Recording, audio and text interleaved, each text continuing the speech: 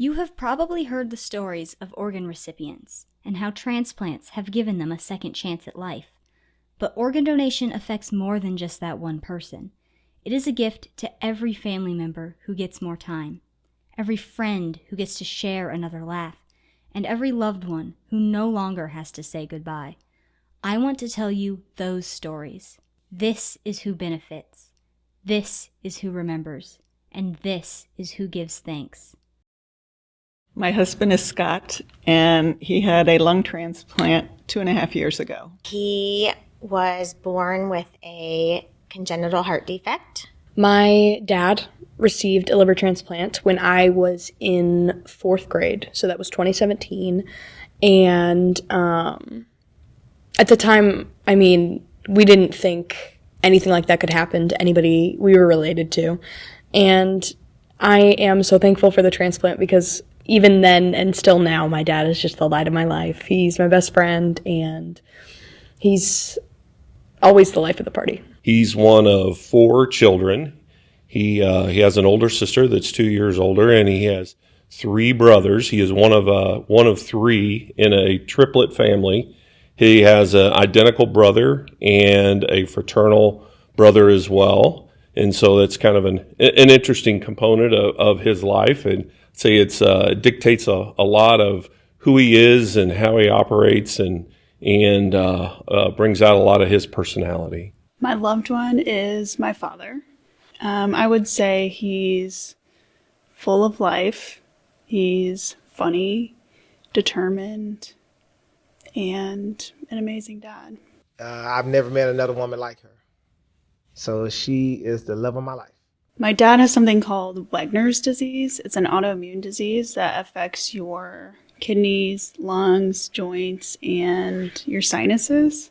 Having this for about 20 years, he had a lot of scar tissue build up in his lungs that finally determined the decision for a lung transplant. She was diagnosed with lupus when she was around the age of 14. His heart was hooked up backwards, so the oxygenated blood was going to his lungs, and the deoxygenated blood was going to the rest of his body, so he wasn't getting as much oxygen as we all need. He was down heart function wise into the teens. He was in very severe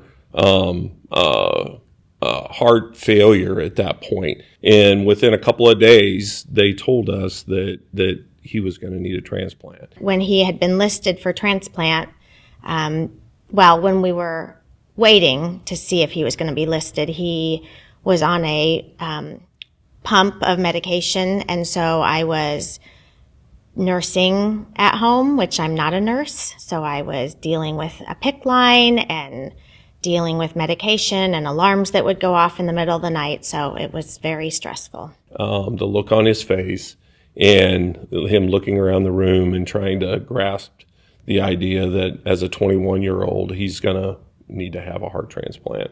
The moment I really saw him starting to use an oxygen tank when we started to go outside and do things, and he's always been an active person, so for him to kind of take that as a defeat and have to use an oxygen tank when he can't be as mobile as he wanted to be, it was really hard to see. I think I was a little surprised, but I knew that with a congenital heart defect that was pretty rare, that it was definitely a possibility. So I felt surprised yet hopeful. Scared. Which, it doesn't make sense in hindsight to be afraid because it's a perfectly normal procedure. But, when you're in the 4th grade and you're being told that they need to cut open your dad and replace an organ, it's scary. The moment that I got the call, I can remember exactly. It was a Sunday afternoon.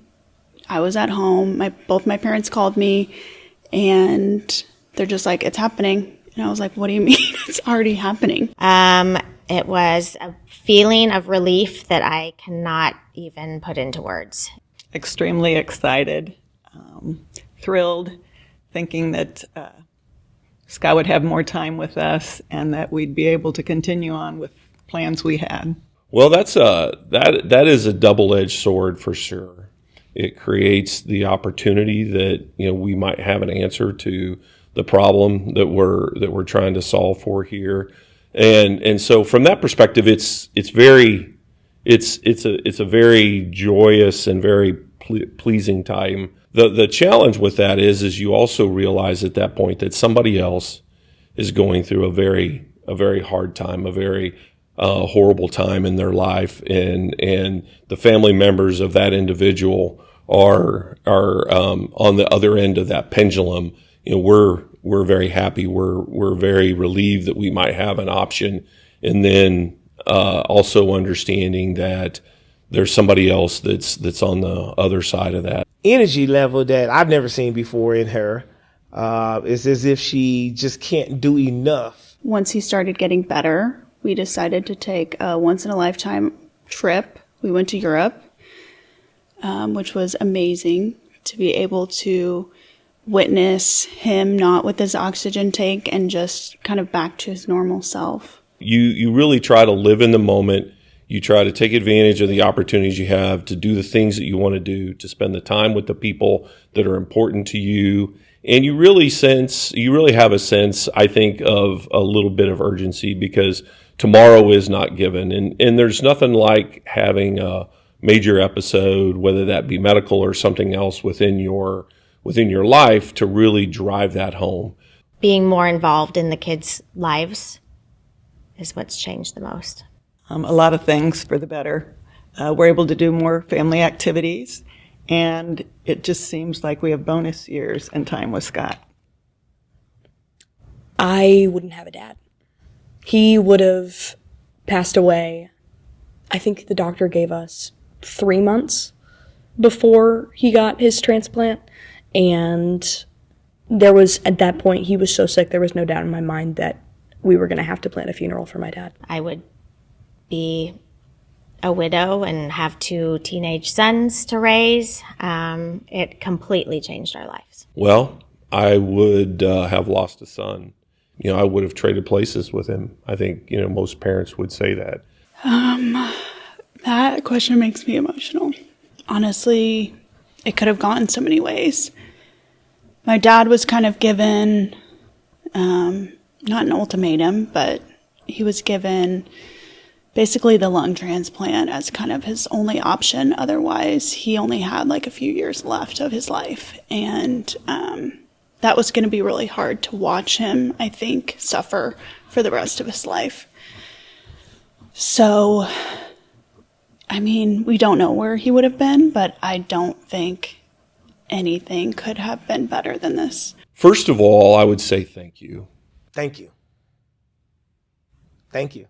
Thank you for... Probably just thank you.